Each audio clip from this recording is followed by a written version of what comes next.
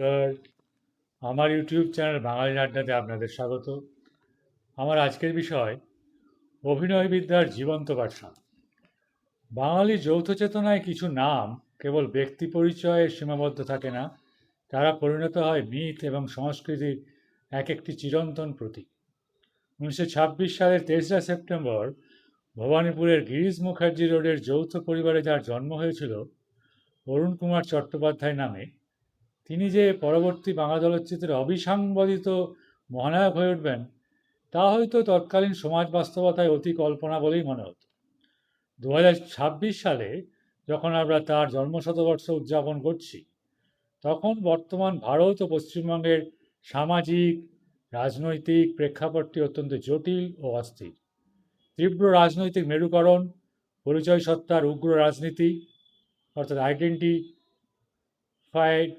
Politics, সাংস্কৃতিক অবক্ষয় এবং নাগরিক চেতনার বিভ্রান্তির এই যুগে প্রশ্ন ওঠে, 4.5 দশক আগে প্রয়াত একজন অভিনেতা কেন এখনও বাঙালির কাছে সমান প্রাতিষ্ঠানিক ও আবেগীয় গুরুত্ব বহন করে। উত্তম কুমারকে ঘিরে গড়ে ওঠা রোমান্টিক মিথ এবং মহানায়ক ইমেজের আতিশয্যে তার ভিতরের প্রথাবিরোধী অভিনেতার বিশ্লেষণাত্মক মূল্যায়ন অনেক সময় ঢাকা পড়ে যায়। গত শতকের 5-এর দশকে দেশভাগ, অর্থনৈতিক সংকট ও পরিচয়হীনতায় ভোগা বাঙালি সমাজ যেমন উত্তম কুমারের মধ্যে এক ধরনের আশার আলো সাংস্কৃতিক আশ্রয় খুঁজে পেয়েছিল, তেমনি হালের বিভ্রান্তিকর সামাজিক কোলাহলের যুগেও তার অভিনয় শৈলী অর্থাৎ অ্যাক্টিং মেথোডোলজি এবং অভিনয় রীতির ব্যাকরণ বা গ্রামার অফ পারফরমেন্স অত্যন্ত প্রাসঙ্গিক।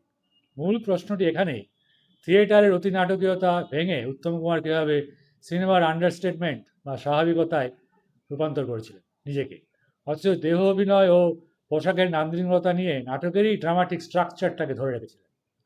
উত্তম কুমার নামক অভিনয় প্রতিষ্ঠানটির অনুধাবন করতে হলে কেবল তার জনপ্রিয় ছবির বাণিজ্যিক ইতিহাস বা রোমান্টিক ইমেজের উপর ভেসে থাকলে চলবে না। প্রয়োজন অভিনয় ব্যাকরণের একটি বহুমুখী গভীর ব্যবচ্ছেদ, কয়েকটি নির্দিষ্ট অক্ষ বা ডাইমেনশনের বিশ্লেষণ আবশ্যিক।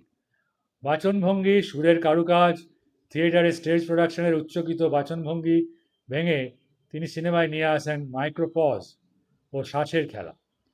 সংলাপে প্রথাগত ফুলস্টপ বা কমার বাইরে গিয়ে ডায়লগের মাঝখানে থেমে যাওয়া একটি দীর্ঘশ্বাস বা মৃদু হাসির সাহায্যে এক ধরনের ইন্টিমেট টোন তৈরি করতেন Uttam Kumar.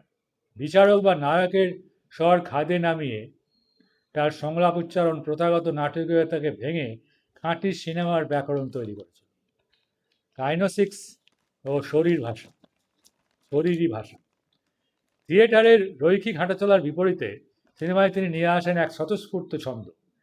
The Uttam walk এর মধ্যে ছিল স্বাভাবিক রাজকীয়তা ও আত্মবিশ্বাসের দোলা, যা তৎকালীন ধুতি পাঞ্জাবি পরা বাঙালি মধ্যবিত্ত পুরুষত্ব এক নতুন মাত্রা দেয়। ঝিন্দের বন্দি বা সপ্তপদীতে পুরো শরীরকে বাদ্যযন্ত্রের মতো ব্যবহার করা বা নায়কের চেনা ভঙ্গিতে সিগারেট ধরানোর দৃশ্যগুলি কেবল অভিনয়ের অনুষঙ্গই ছিল না, তা ছিল অরিন্দম মুখার্জির সামাজিক আভিজাত্য ও ভেতরের নিঃসঙ্গতাকে উন্মোচনের এক একটি চাক্ষুষ রূপ। পোশাকের সেমিওটিক্স। একপাশে ভাঁজ করা শাল ও ধুতি পাঞ্জাবি পরার স্টাইল দিয়ে তিনি উত্তর ঔপনিবেশিক কলকাতার আদর্শ ভদ্রলোক এর যে ইমেজ তৈরি করেছিলেন তা উত্তর স্বাধীন ভারতের সাংস্কৃতিক আত্মপরিচয়ের প্রতীক হয়ে ওঠে। আবার সপ্তপদী বা নায়ক ছবিতে ওয়েস্টার্ন স্যুট বহন করার ভঙ্গি প্রমাণ করেছিল যে পোশাক অভিনেতাকে গ্রাস করবে না, বরং অভিনেতা পোশাককে চরিত্রায়নের হাতিয়ার বানাবে। সহ অভিনেত্রীর ধরন বুঝে তিনি নিজের অভিনয় সামঞ্জস্য করতেন। সুচিত্রা সেনের শক্তিশালী স্ক্রিন প্রেজেন্সের বিপরীতে নিজের অভিনয় কিছুটা সংযত করে তিনি পর্দায় দুর্লভ ভারসাম্য আনতেন। সুপ্রিয়া দেবীর সঙ্গে পার্থিব বাস্তবতার সংবেদনশীলতা, মাধবী মুখোপাধ্যায়ের সঙ্গে অসামান্য আন্ডারস্টেটমেন্ট এবং সাবিত্রী চট্টোপাধ্যায়ের প্রথম থিয়েট্রিক্যাল টাইমিংয়ের সঙ্গে রোমান্টিক কমেডির মেজাজ তৈরি করা সবই তার অভিনয়ের অনন্য নমনীয়তার প্রমাণ। থিয়েটারের পুনর্নির্মাণ, ওথেলো, সপ্তপদীতে শেক্সপিয়ারের ওথেলো নাটকের দৃশ্যে তিনি একই সঙ্গে কৃষ্ণেন্দু ওথেলোর অভিনেতা এবং রিনা ব্রাউনের প্রেমিক, এই ত্রিস্তরীয় মনস্তাত্ত্বিক সংঘাত ফুটিয়ে তুলেছিলেন। ভিক্টোরিয়ান থিয়েটারের সংলাপ উচ্চারণের সঙ্গে চোখে ক্লোজ আপে যে মানসিক টানাপোড়েন তিনি সৃষ্টি করেছিলেন তা তৎকালীন ভারতীয় সিনেমায় বিরল। মেথড অ্যাক্টিং ও দেশীয় প্রয়োগ। মেথড অ্যাক্টিং কোনো প্রথাগত অ্যাক্টিং স্কুলে না গিয়েও বাস্তব জীবন পর্যবেক্ষণ করে তিনি মেথড অ্যাক্টিংয়ের এক অনন্য দেশীয় রূপ দেন। সত্যজিৎ রায়ের নায়ক অরিন্দম মুখার্জির অন্তর্লীন বিষণ্ণতা ও মানসিক ক্ষয়প্রকাশ কিংবা মৃণাল সেনের আধুনিক চলচ্চিত্র ভাবনার সঙ্গে নিজেকে যুক্ত করে প্রমাণ করে যে তিনি কেবল বাণিজ্যিক স্টারডমে আক্রান্ত না থেকে বা আটকে না থেকে নতুন যুগের আধুনিক সিনেমার পথপ্রদর্শক হতে পেরেছিলেন বা চেয়েছিলেন। এখনকার ভারত ও পশ্চিমবঙ্গের রাজনৈতিক ও সামাজিক অস্থিরতার দিকে তাকালে দেখা যায় সাংস্কৃতিক আগ্রাসী মেরুকরণ, অসহিষ্ণুতা এবং কৃত্রিম কোলাহলের দাপট বাড়ছে।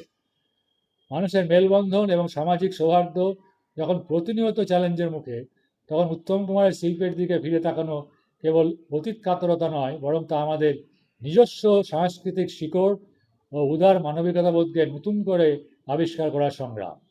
বিভাজিত সমাজ বাস্তবতায় উত্তম কুমার ছিলেন সেই সাংস্কৃতিক মেলবন্ধনকারী শক্তি, যিনি তার পরিশীলিত বাচনভঙ্গি ও শালীন দেহাভিনয় দিয়ে এক সার্বজনীন ও প্রগতিশীল বাঙালি ভদ্রলোক চেতনাকে বাঁচিয়ে রেখেছিলেন। তাই তিনি জীবন্ত অভিনয় বিদ্যার জীবন্ত পাঠশালা।